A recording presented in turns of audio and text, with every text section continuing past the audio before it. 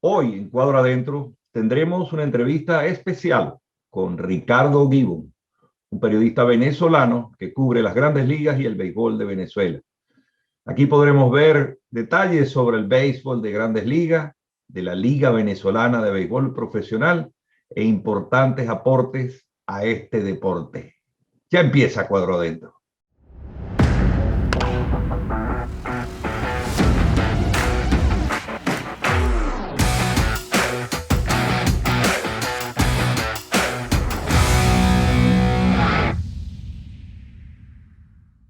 Bueno, con nosotros se encuentra una persona que tiene bastante impacto en el béisbol.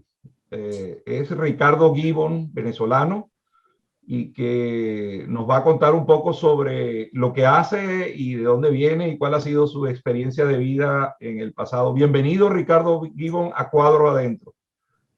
Muchas gracias, John. Muchas gracias por esta oportunidad de conversar contigo y pues, verdaderamente un placer estar contigo y con todas las personas que nos sintonizan. Sí, tú eres graduado en Venezuela en Administración Comercial y tienes también el título de locutor oficial de la República de Venezuela, entre otras cosas. Eres bilingüe y sigues a los Yankees de Nueva York o tienes un podcast para los Yankees de Nueva York, entiendo, y cubres también los Leones del Caracas. Cuéntanos un poco sobre lo que haces y a qué te dedicas. Sí, bueno, todo empezó hace ya unos 5, 6 años más o menos, donde por esa típica, ese típico eh, cumplido, por así decirlo, de la familia, de amigos, donde te dicen, oye, tienes voz de locutor, oye, deberías ejercer la locución. Surgió la idea de hacer el curso, de ya obtener el título, y me inscribí en la Universidad Central de Venezuela para bueno, trabajar en el certificado. Y luego, cuando yo trabajaba en DirecTV, la antigua empresa de televisión por suscripción en Venezuela, el equipo de recursos humanos decidió hacer un curso, un taller para formar a empleados de la empresa y que fueran los mismos empleados de la empresa quienes dieran los talleres de capacitación en lugar del área de recursos humanos o para apoyar al área de recursos humanos. Ahí conocí un productor al que le debo mucho porque fue él quien hizo todo el lobby para presentarme a Carlos González y a Fernando Casal. Fernando Casal en ese momento era el especialista y el gerente de todas las transmisiones de DirecTV Sports en Venezuela, junto con Carlos González, el gerente del SAT y director del centro de transmisiones. Lo conocí, le planteé la idea, le dije, mira, yo soy locutor, yo juego béisbol desde que tengo 4 años y me encantan todos los deportes. ¿Alguna oportunidad para ser comentarista o para ser narrador en el canal? Y me dijo, mira, para esta temporada no, porque ya empezamos, pero mándame un correo y lo conversamos. Y fue tal cual. Desde ese momento mandé el correo, me entrevistaron, les gustó. Estuve un año trabajando como comentarista deportivo para DirecTV Sports junto a Luis Enrique Sequera, Carlos Feo, Ponti, Alfonso Álvarez Díaz, Alejandro Sardi. Y de ahí en adelante todo despegó, porque pasé un año en televisión, luego pasé gracias a Merinés Hernández y a Efraín Sabarce, pasé 2 años en radio, en Unión Radio, junto con Rubén da Silva, donde tuve un programa junto con otros compañeros, donde me invitaron a ser parte, que se llamaba Grandes Ligas al Día, en un programa de lunes a viernes, de 7 de la noche a 9 de la noche, y luego empezó mi formación o mi participación en el programa El Cerrador, que en ese momento, en esa primera temporada donde estuve, mantenía el mismo formato de ser el programa que venía inmediatamente después de que se terminaba el juego de los Leones del Caracas. Entonces, terminaba la transmisión radial y automáticamente entrábamos nosotros con el programa hablando de lo mejor de la jornada y lo mejor de lo sucedido en ese juego de béisbol entre los Leones y el equipo que estuviera de turno en el momento. Más adelante, por cosas de la vida en ese mismo año, conocí por Twitter a Alfred Álvarez, quien maneja la página de Con las Bases Llenas y maneja además el podcast de la Semana de los Bombarderos, el podcast oficial de los Yankees para los Yankees en español, y para la página de Grandes Ligas, lasmayores.com, donde por Twitter empezamos a conversar y empezamos a darnos cuenta que ambos nos gustaba el deporte, nos gustaba el béisbol. Y me escribió un día y le dijo, mira, estoy buscando gente que quiera escribir, que quiera formar parte de la parte escrita de la prensa. ¿Te interesaría ser uno de nosotros? Y le dije que sí, que con mucho gusto. Y desde entonces ha crecido una amistad donde después de casi 2 años, por fin nos pudimos conocer en persona en este viaje ahorita que estoy en Miami. Y ya tengo entonces 2 años trabajando como parte con las bases llenas, escribiendo artículos de béisbol durante ya año y medio, cubriendo específicamente a los Yankees, pero también podemos escribir sobre cualquier equipo de Grandes Ligas. En este caso, ya tengo 4 días atendiendo a los Marlins de Miami directamente desde el Lone Depot Park. Sí, por eso es que yo virtualmente me conecté también al estadio, pues estoy aquí con mi computadora a tu lado, a pesar de que la distancia es muy grande entre mi residencia o el sitio donde hago el programa y donde estás tú ubicado. Bueno, trabajar con Alfred se ha transformado en una especie de tsunami en todo lo que es medios de béisbol, porque Alfred es una persona con mucha energía, con mucha creatividad y tiene un muy buen carisma. La gente lo sigue, cree en él y es muy dinámico. Ha hecho cosas revolucionarias, digamos, en esto, que la palabrita no me gusta para nada, pero eso Sí, a mí tampoco. ha hecho cosas que ha hecho cambiar el estilo, pues, de hacer periodismo y es extraordinario que trabajes con él. Cuando te refieres Sí. a Carlos González, no es Carlos González el famoso narrador, sino El hijo. el hijo, que está en DirecTV, correcto. Eh, ¿Y cómo te sientes haciendo ese trabajo? ¿Te sientes bien? O sea, ¿te ha gustado esta nueva etapa, digamos, de esta innovación con el tsunami de Alfred Álvarez? Mira, es un sueño hecho realidad toda la experiencia.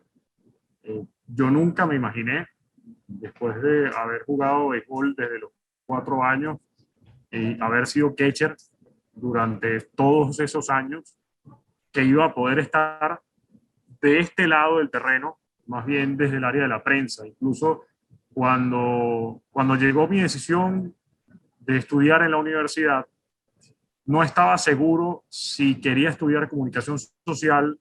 Incluso mi sueño más grande era estudiar medicina. Y por muchas razones, mira, no se dio la medicina, terminé estudiando ingeniería, luego de 2 años de ingeniería me cambié a administración de empresas en la Universidad Católica Andrés Bello, a donde terminé graduándome, pero siempre el concepto negativo de la comunicación social es solamente para las mujeres, que eso era mucho, eso se oía mucho en ese momento en Caracas y sobre todo en mi familia. No pude estudiar o no terminé estudiando la comunicación social.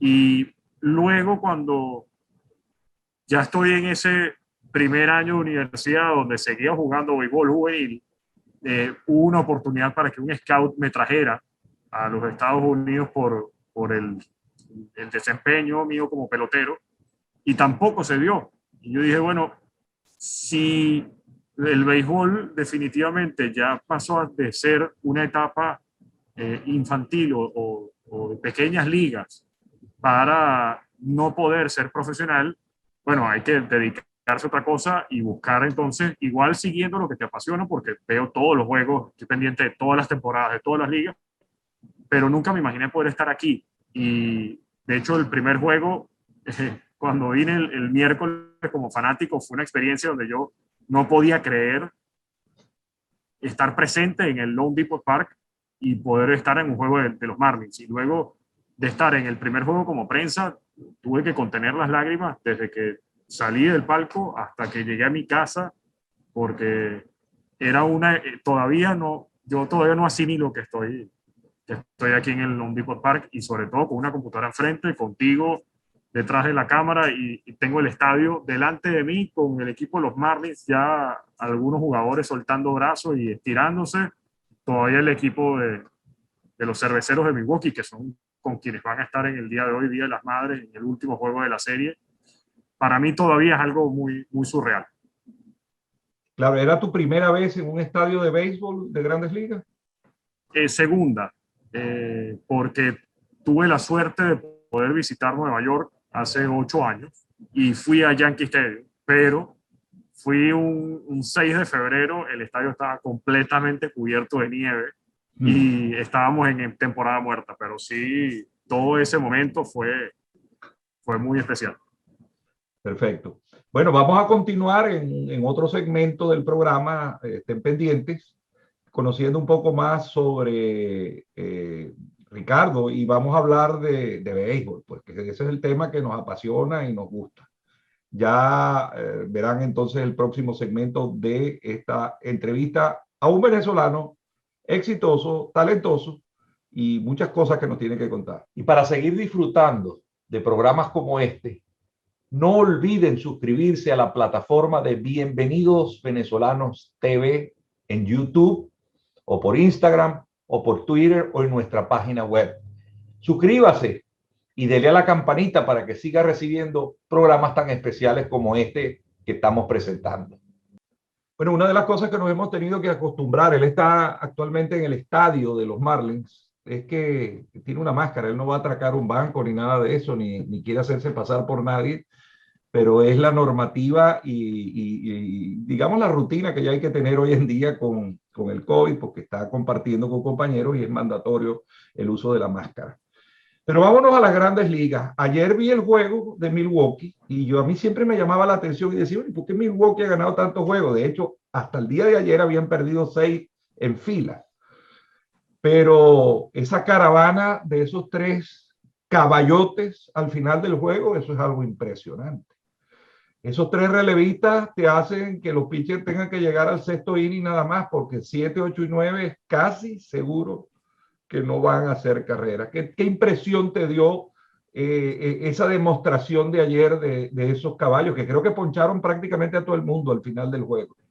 Sí, y el más impresionante es Josh Hader, el cerrador de los Cerveceros de Milwaukee, que además llegó a 400 ponches y es la persona que más rápido llega a esta cantidad en todas las grandes ligas, y que el equipo de los Cerveceros está demostrando un line-up completo, y sobre todo cuando todavía le faltan piezas claves, porque Peterson está lesionado, Christian Yelich, su arma principal a la ofensiva, también está lesionado, y el equipo está resolviendo con los suplentes y con las piezas que puedan estar disponibles en el momento.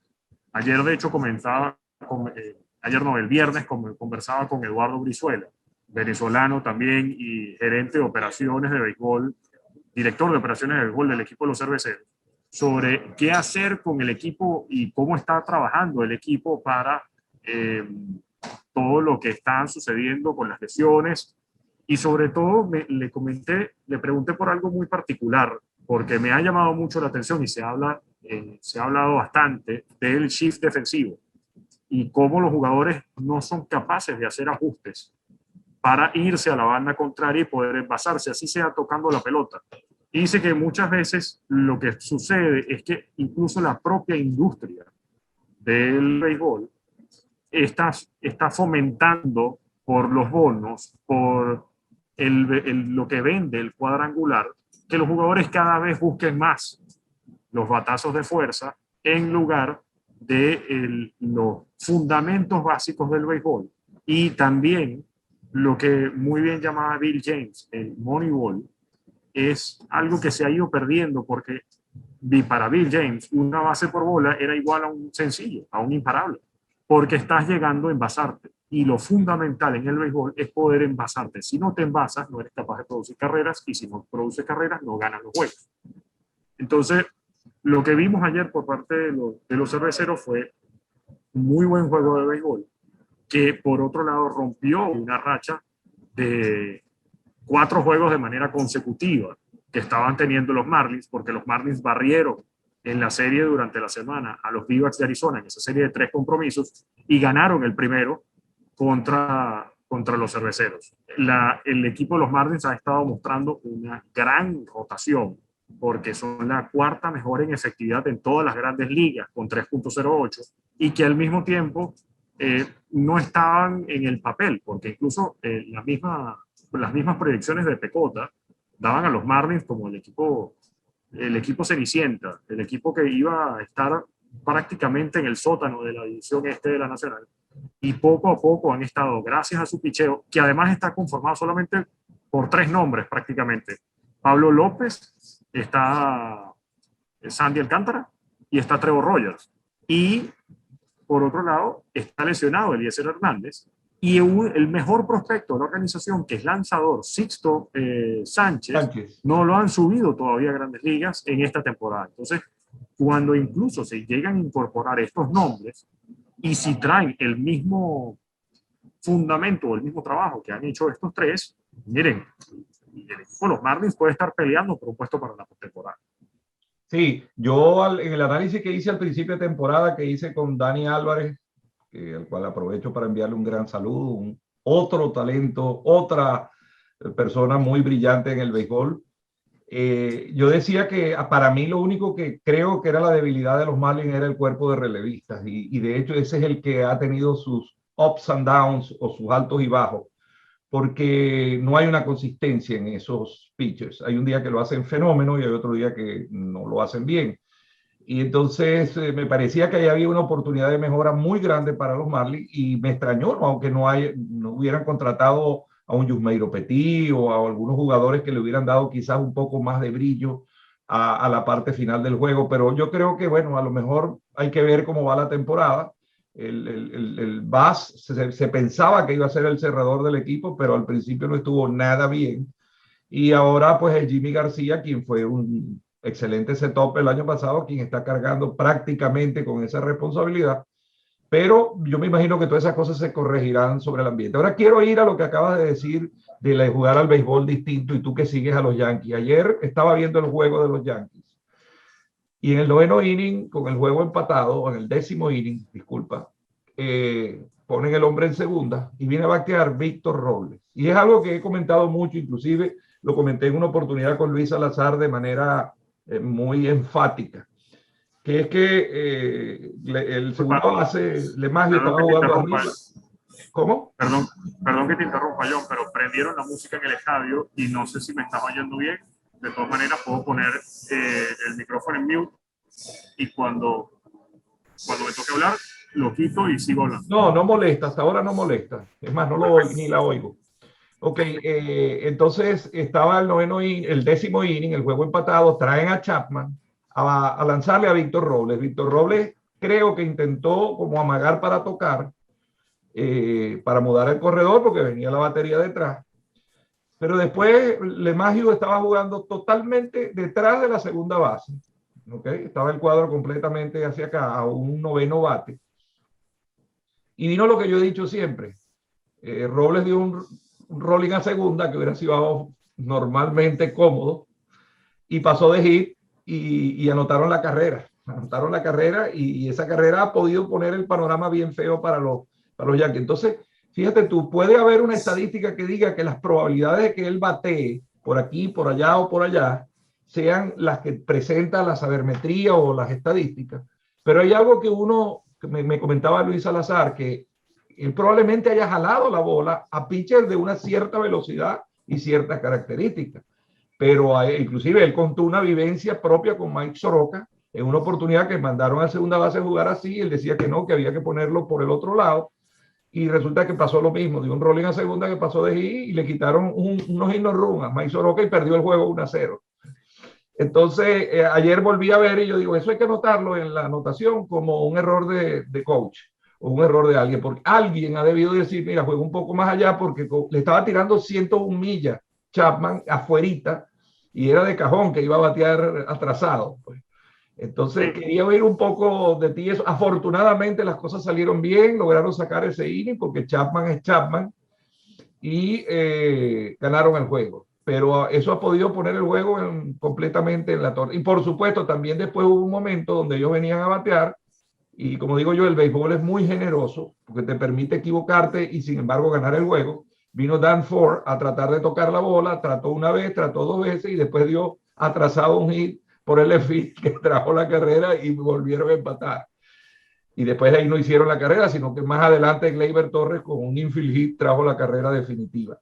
¿Qué opinas tú de todas esas cosas que te estoy diciendo y si estuviste al tanto de todo esto que acabamos de hablar?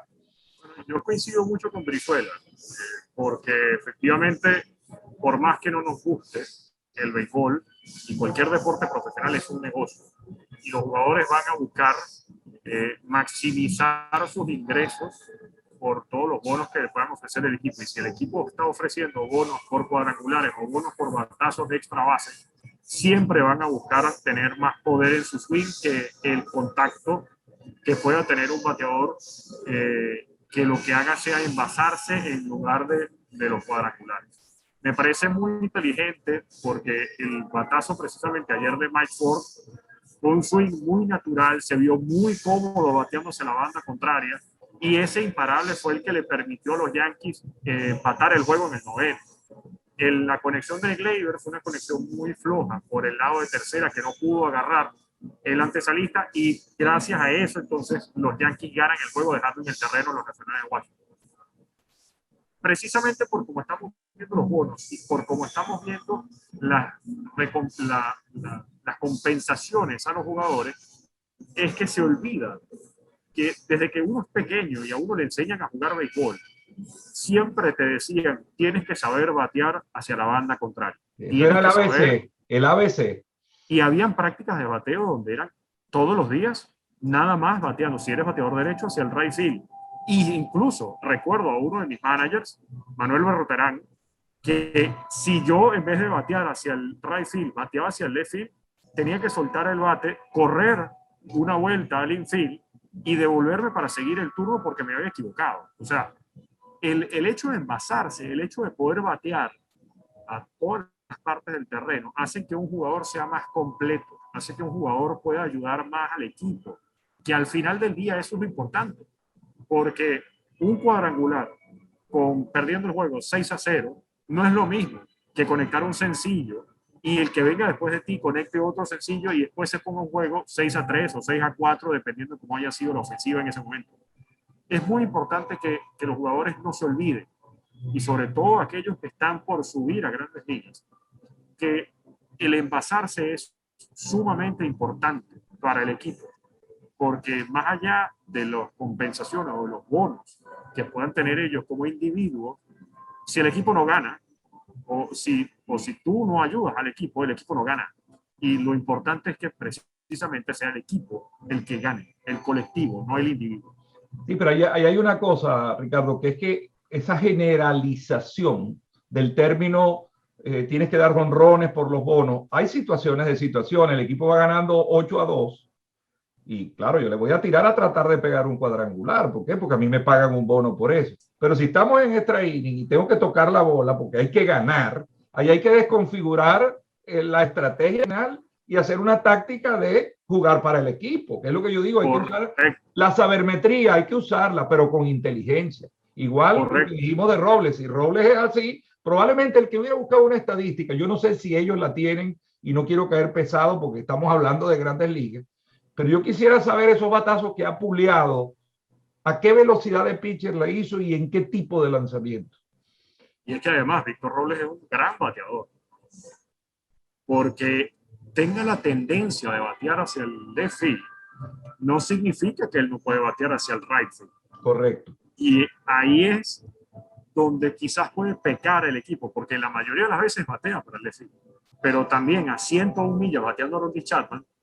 Yo he visto a los jugadores que están muy atentos de cuál es el picheo que va a lanzar el pitcher para acomodarse en una zona u otra. Correcto. Muchas veces vemos a los inicialistas moverse de un lado a otro o estar pendiente de cuál va a ser el picheo, porque en base al picheo viene un contacto distinto y esa dirección del batazo puede interferir o puede ser diferente a la que ellos están planeando para colocarse en una parte del terreno. No, y la gravedad de ese hit, que se lo atribuyo a los coaches o al equipo técnico, es que no solo trajo la carrera del empate y puso el inning sin out con hombre en primera, sino que te ponía a un hombre que mueve las piernas como Robles en primera sin out, que efectivamente después salió el robo. Claro, Chapman hizo un lanzamiento totalmente huido, pero esa base la tenía alcanzada ya. ¿Sí? Entonces, era un problema, pues era enredar el inning, enredar y bateando Tria Turner, o sea, era un desastre. Pero bueno, esas son las cosas del béisbol que estamos muy sabrosamente conversando con Ricardo. Vamos a volver y no se pierdan el próximo segmento porque vamos a hablar de la Liga Venezolana de Béisbol Profesional.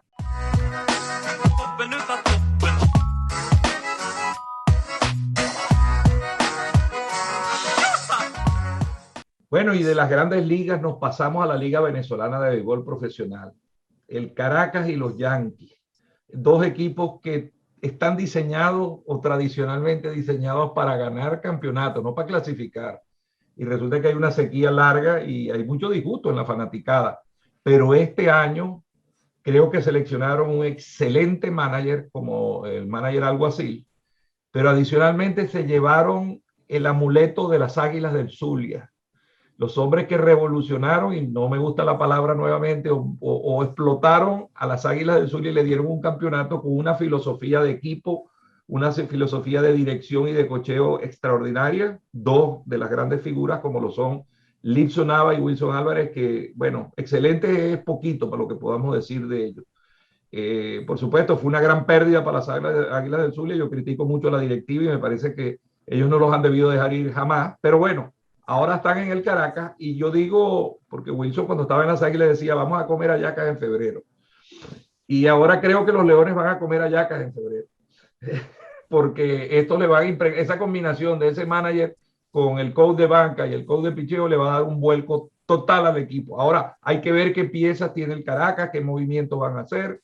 Creo que han tenido problemas con algunos jugadores. Cuéntanos un poco de los Leones del Caracas, que los fanáticos quieren saber sobre esto.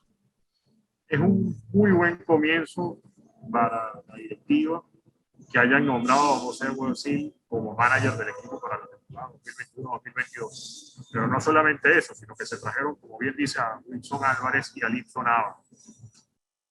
Ya tener un cuerpo técnico de esta magnitud es un muy buen comienzo para los Leones de Caracas. Yo siento que todavía faltan movimientos y todavía vamos a ver algunos cambios, algunas adquisiciones y sobre todo ver cómo van a manejar el cupo de los importados para la temporada. Porque ya tener a Lipson Nava, pero sobre todo a Wilson Álvarez, es lo más importante para el equipo, ya que el año pasado la mayor cantidad de problemas que tuvo el equipo fue su picheo. La rotación de abridores no estuvo nada bien. Los relevistas estuvieron excelentes al principio, pero luego empezaron a decaer a medida que pasaba el juego y perdían los juegos, perdían los encuentros, ya en las etapas finales de los compromisos.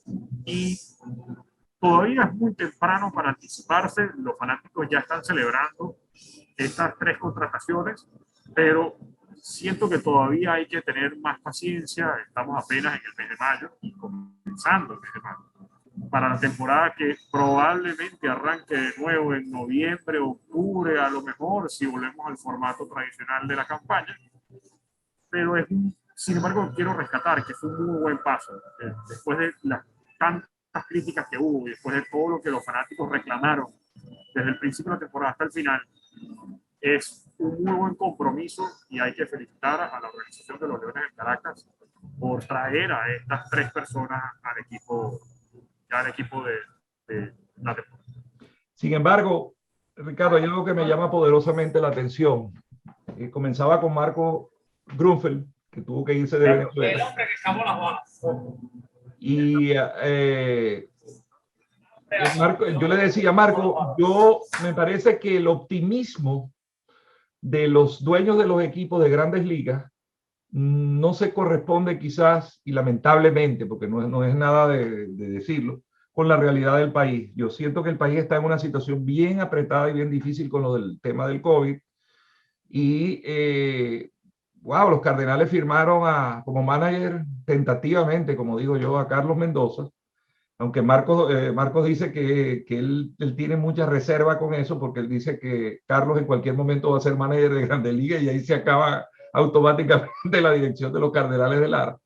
Pero sin embargo, esas señales de optimismo de la liga y de su presidente, que ha hecho un trabajo extraordinario con las uñas, con lo que ha tenido que bregar, no se corresponden con la situación que pareciera que va en detrimento cada día por el deterioro del país, por las razones que sean. No voy a entrar en política, pueden ser las sanciones, pueden ser la falta de recursos, etcétera, etcétera, pero no veo cómo pueda de la noche a la mañana esto cambiar. Por supuesto, el campeonato sería para octubre, pero creo que hay un exagerado optimismo o señales de optimismo versus lo que está ocurriendo. ¿Qué opinas tú de eso? Y me encanta la decisión de Cardenales de Lara, traerse a Carlos para ser el manager de la temporada 2021-2022 de Lara. Es un movimiento importantísimo y yo creo que pudiera ser, de todos los managers que hemos visto en los últimos años, Carlos Mendoza puede ser la pieza más importante y con el currículum más pesado para dirigir un equipo de la Liga Venezolana de Béisbol Profesional.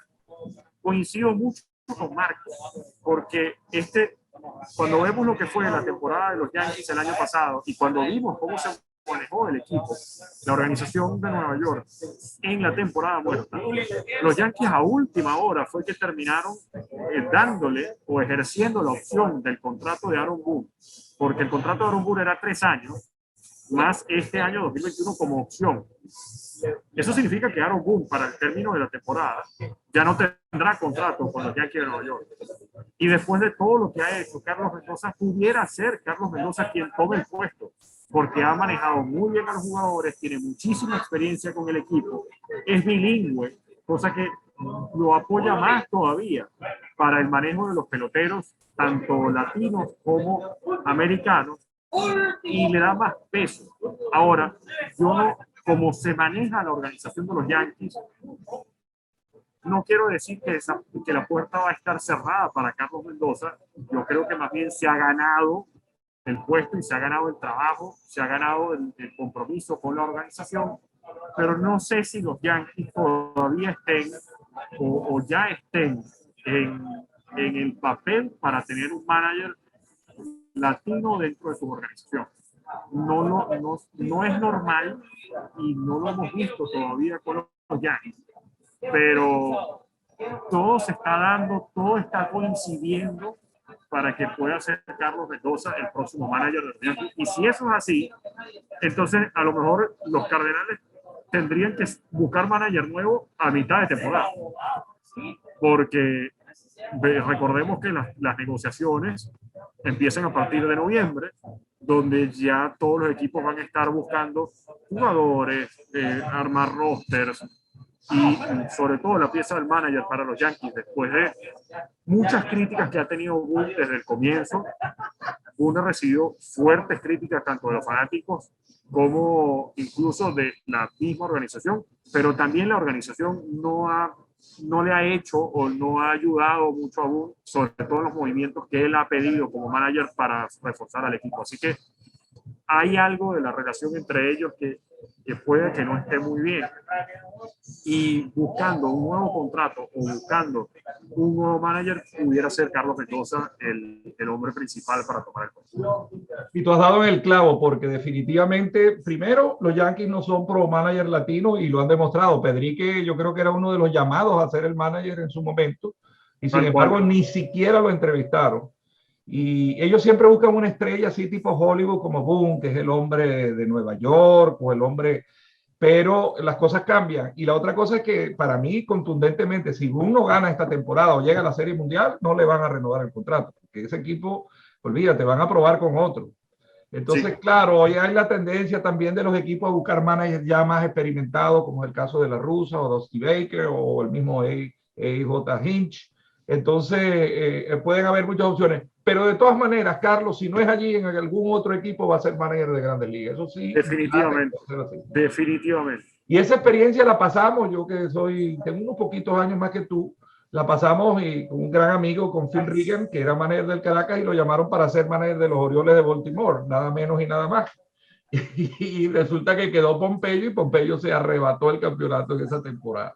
Pero tenían a Pompeyo ahí de backup, porque quizás ya sentían que eso iba a ocurrir. Entonces, vamos a ver, yo le pido a Dios y a la Virgen que haya un excelente campeonato en Venezuela, la fanaticada de Venezuela se lo merece, pero siempre y cuando las condiciones estén bien dadas en cuanto a la seguridad y sobre todo a la salud y sobre todo mucho más aún de eso a la protección del público y los jugadores, porque también llevar público en los Estados Unidos al estadio bajo los regímenes de distanciamiento social es difícil, pero controlable. Pero en Venezuela dejar de tirar cerveza y hacer lo que le dé la gana en el estadio es bien difícil. Así es que esperaremos con mucha fe y optimismo el desarrollo de la campaña y estaremos pendientes. Ricardo, ha sido extraordinario tenerte aquí con nosotros. Me parece que eres otro venezolano más destacado y que tiene mucho que aportar al país y al mundo, porque ya veo que no es nada más en Venezuela, sino en las grandes ligas. Y te agradezco mucho la oportunidad de haber estado con nosotros aquí en Cuadro Adentro y estamos a la orden. Esta es tu casa. Muchísimas gracias a ti nuevamente por la oportunidad. De verdad que completamente un privilegio compartir pantalla contigo. Espero que pronto nos podamos más bien conocer en persona, que sería más grato todavía. Pero sí, para mí es un honor, es un privilegio estar aquí, muy honrado de tus palabras y de haber recibido esta invitación.